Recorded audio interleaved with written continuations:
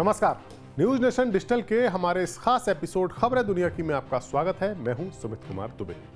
बीते कई हफ्तों से मिडिल ईस्ट में इजराइल ईरान तनाव और अमेरिका की भूमिका को लेकर हमने कई वीडियोस बनाए हैं, जिनमें ईरान की मिसाइल पावर, ईरान की ड्रोन पावर और रूस और ईरान की दोस्ती के मजबूत होने की पूरी कहानी और ईरान की मिलिट्री पावर की बात हमने की। हमने आपको यह भी बताया कि कैसे ईरान पर अमेरिका ने कई तरह की पाबंदियां, आर्थिक पाबंदियां लगाई हुई हैं ताकि उसकी अर्थव्यवस्था की कमर टूट जाए। लेकिन फिर भी ईरान इतना ताकतवर कैसे बन रहा है?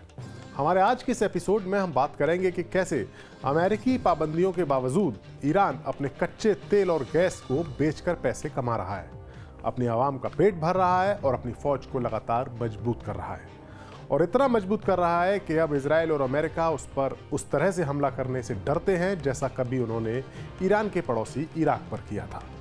दरअसल ईरान कैसे अमेरिकी पाबंदियों को हवा में उड़ाकर अपने तेल को बेचकर मुनाफा कमा रहा है, वो जानने से पहले हम आपको ये बताते हैं कि अमेरिकी पाबंदियां आखिरकार होती क्या हैं और अमेरिकन सैंक्शंस का मतलब होता क्या है।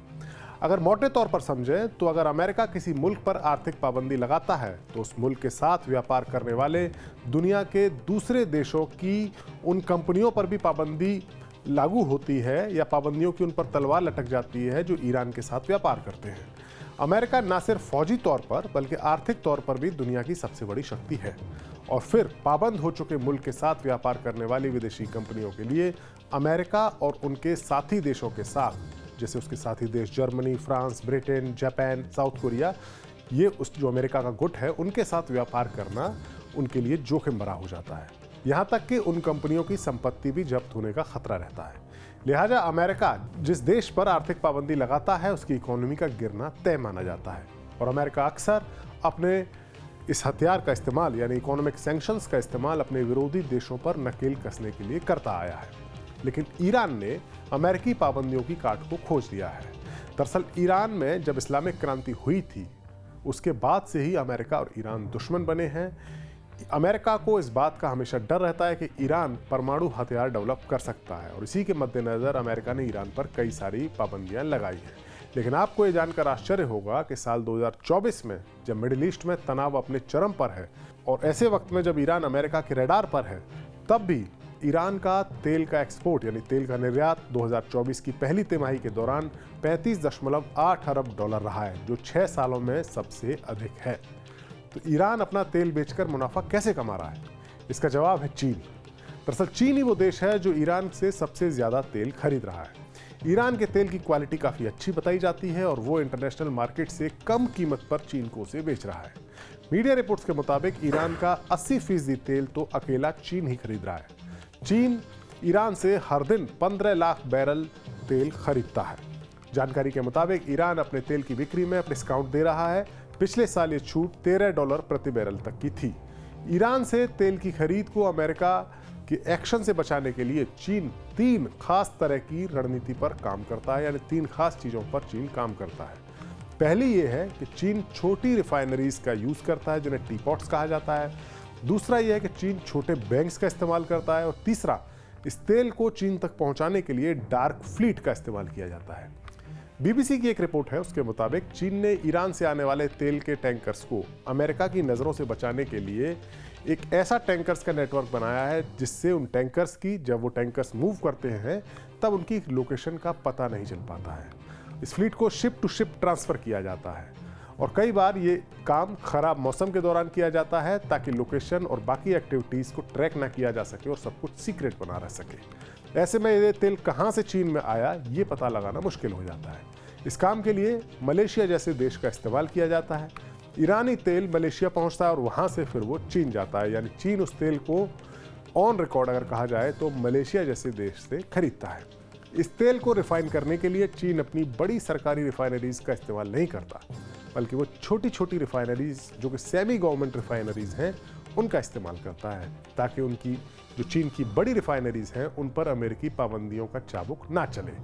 ये छोटी रिफाइनरीज ना तो विदेशों में व्यापार करती हैं और ना ही उन्हें डॉलर की ज़रूरत होती है और ना ही उन्हें विदेशी फंडिंग का एक्सेस चाहिए होता है। लिहाजा अगर उन पर अमेरिकी पाबंदी लग भी जाए तो कोई असर नहीं होता, यानी अमेरिकी पाबंदियां उन छोटी रिफाइनरीज पर बेअसर रहती हैं। इस ईरानी तेल के पेमेंट के लिए जब तेल पहुंच गया और रिफाइन भी हो गया तो पेमेंट भी होना है। तो इस पेमेंट के लिए चीन इंटरनेशनल बैंकिंग सिस्टम की मॉनिटरिंग से बचने के लिए छोटे बैंक्स का इस्तेमाल करता है। चीन अपने बड़े बैंकों को अमेरिकी पाबंदियों के दायरे में नहीं लाना चाहता, लिहाजा इन छोटे बैंकों के जरिए ईरान को डॉलर की बजाय चीन की मुद्रा यानी युआन में पेमेंट किया जाता है। ये बैंक ईरान के साथ जुड़े हुए हैं और जब ईरान चीन से अपनी जरूरत का सामान खरीदता है तो वो फिर इन्हीं बैंकों के जरिए चीन की मुद्रा में ही पेमेंट कर देता है। इसी फॉर्मूले के तहत अमेरिकी पाबंदियों को मात देकर ईरान चीन को अपना तेल बेचकर मुनाफा कमा रहा है और अमेरिका सब कुछ जानते हुए भी कोई भी बड़ा एक्शन नहीं ले पा रहा। अमेरिकी पाबंदियों की कुछ ऐसी हवा ईरान के साथ साथ रूस भी निकाल रहा है। साल 2022 में जब रूस ने यूक्रेन पर हमला किया था तब अमेरिका ने इसका जवाब उस पर पाबंदियां लगा कर दिया था। जो इमीडिएट रिएक्शन अमेरिका का था वो इकोनॉमिक सैंक्शंस का था। मौजूदा वक्त में रूस दुनिया का वो मुल्क है जिस पर अमेरिका और उसके साथी देशों ने, जो विकसित देश हैं, उन्होंने सबसे ज्यादा पाबंदियां लगाई हैं। कोशिश ये थी कि गैस और कच्चे तेल पर आधारित रूस की इकोनॉमी की कमर को तोड़ा जाए। रूस को डॉलर के इंटरनेशनल पेमेंट सिस्टम यानी स्विफ्ट से बाहर कर दिया गया। यूरोप को होने वाली रूसी गैस की सप्लाई बंद हो गई, लेकिन इसकी काट खोजते हुए रूस ने अपनी तेल की कीमत में डिस्काउंट दिया और भारत और चीन जैसे देशों को तेल बेचने लगा। भारत पर अमेरिका और उसके साथी देशों ने भारी दबाव बनाया, लेकिन भारत ने आज़ाद विदेश नीति का पालन करते हुए रूस से सस्ता तेल खरीदना जारी रखा और अब भी वो खरीदारी या वो ऑयल डील बदस्तूर जारी है। भारत ने रूस से रिकॉर्ड तोड़ मात्रा में कच्चा तेल खरीदा और हाल ही में जारी हुए आंकड़ों के मुताबिक साल 2022-23 के पहले 11 महीने के दौरान भारत का जो तेल का आयात का बिल था उसमें लगभग 7.9 अरब डॉलर की बचत हुई है। इससे देश को चालू खाते का घाटा कम करने में भी काफी मदद मिली। जाहिर है अमेरिका भले ही खुद को दुनिया का दरोगा समझता रहे, लेकिन ईरान, रूस, चीन और भारत जैसे कुछ ऐसे बड़े मुल्क भी हैं जो अमेरिकी पाबंदियों को हवा में उड़ाने का मादा रखते हैं। हमारा ये वीडियो आपको कैसा लगा कमेंट सेक्शन में जाकर अपनी राय हमें जरूर बताएं। नमस्कार।